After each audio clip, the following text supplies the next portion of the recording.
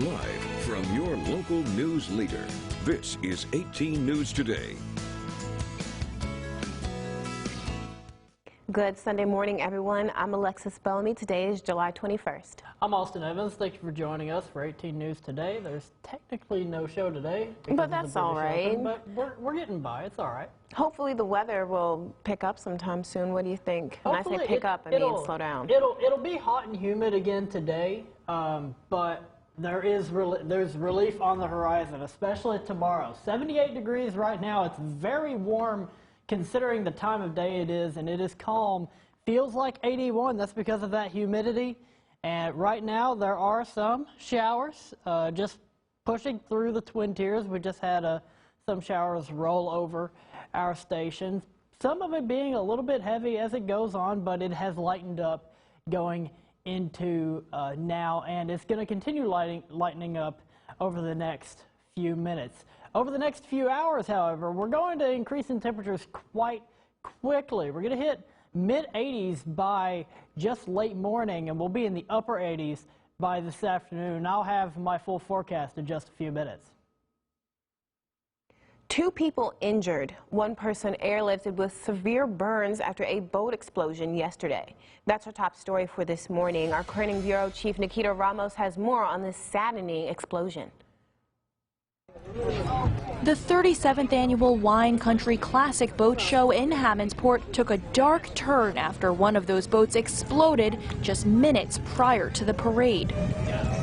The 1955 Century Coronado snapping in half, then sinking into Keuka Lake. Bystanders say the blast shot up more than a dozen feet as debris flew close to the shore. I'd say, stuff flew 30 feet, 40 feet in the air. I mean, just everything blew. A husband and wife from Batavia are now being treated for injuries. Their names not released yet, but the husband is being treated for lacerations in his head at Ira Davenport Memorial Hospital, and his wife, suffering severe burns on her legs, has been airlifted to the bird unit at Strong Memorial Hospital in Rochester. Hammondsport Fire Chief says fuel is the culprit here. Blowers typically allow fumes from a boat to breathe and avoid explosions like this. Now the chief says the boat either didn't have the blower on or didn't have one at all. Witnesses recalling the panic at the scene moments after the blast. I'm sure people tried, wanted to go in to help, but they needed to stay back so they could get it out. But pretty somber. After it went, everybody's worried. I know everybody's waiting to hear what the outcome is. The boat show wrapping up early as the fire department, state police, and the sheriff's office pick up the pieces of a horrifying day at the lake. In Hammondsport. Now, the Steuben County Sheriff's Office says an investigation is underway. More information will be available in the coming days. Keep it here on 18 News as we learn more. Stay up to date with 18 News on air and online at mytwintiers.com for the latest.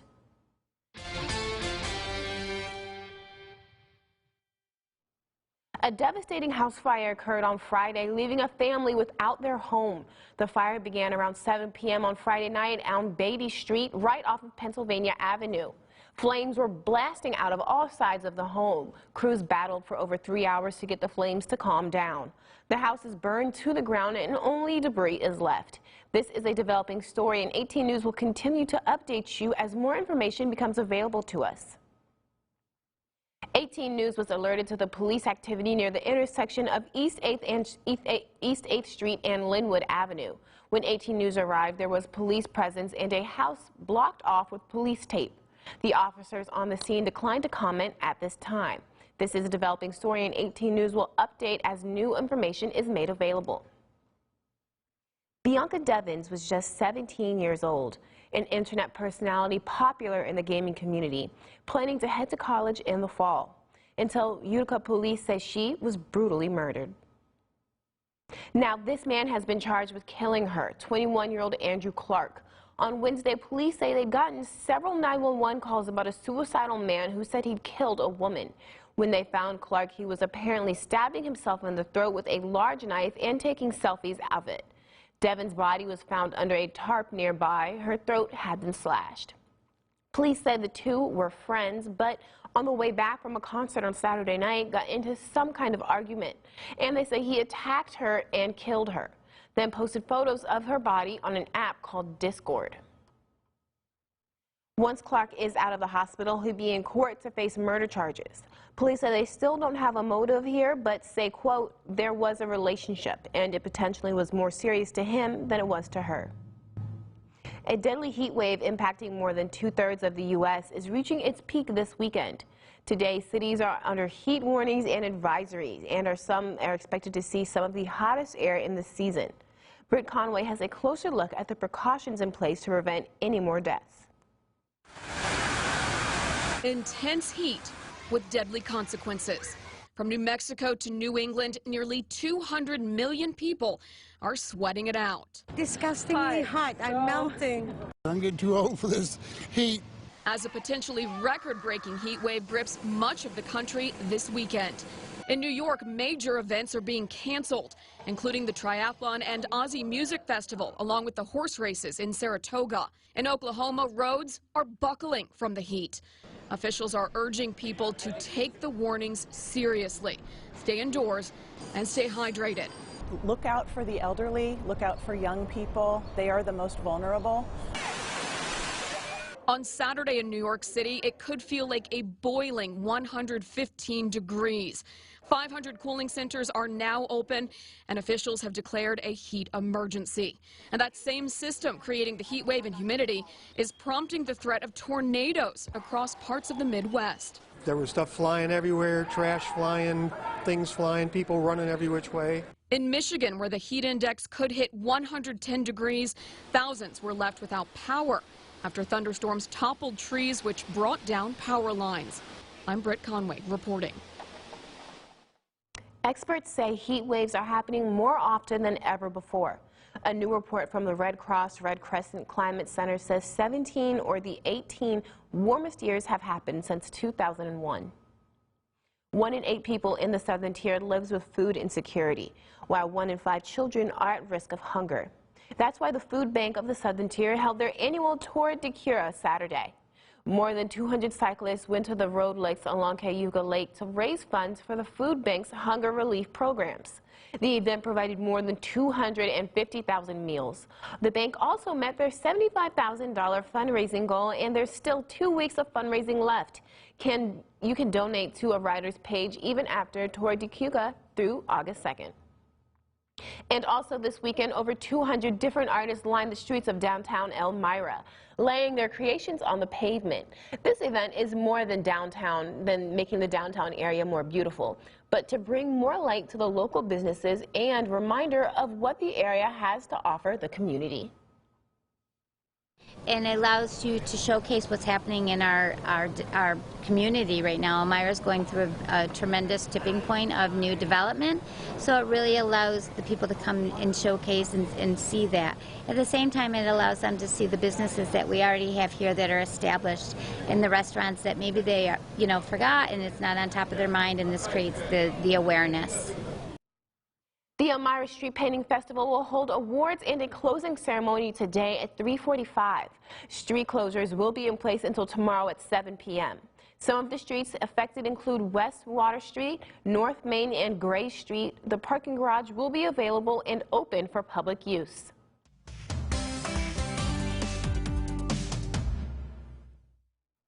Chants of "I Can't Breathe" echo outside of the New York City mayor's home after the Justice Department decides to not pursue federal civil rights charges in the death of Eric Garner. Dozens of protesters gathered for what's being called 11 days of outrage. Several people were arrested for blocking traffic while they shouted for justice and called for the firing of the officer accused of putting Eric Garner in an illegal chokehold. Yesterday marked the 5th anniversary of Garner's death. Police confronted Garner for selling loose cigarettes and then restrained him. The officer's attorneys say it was Garner's own health issues that caused his death. Garner's mother was among the protesters. She says she was encouraged by the turnout and said, "We should all stand in solidarity with one another." Officials have positively identified the remains of a person killed in the attacks on the World Trade Center on 9/11. The New York City Medical Examiner has positively identified the 1,644th person killed on 9/11 using a DNA test of the remains. To date, only 60% of all people killed 17 years ago in the World Trade Center attack have been positively identified. This is the second positive ID made in 2 months. Prior to June, no victims had been identified in 11 months.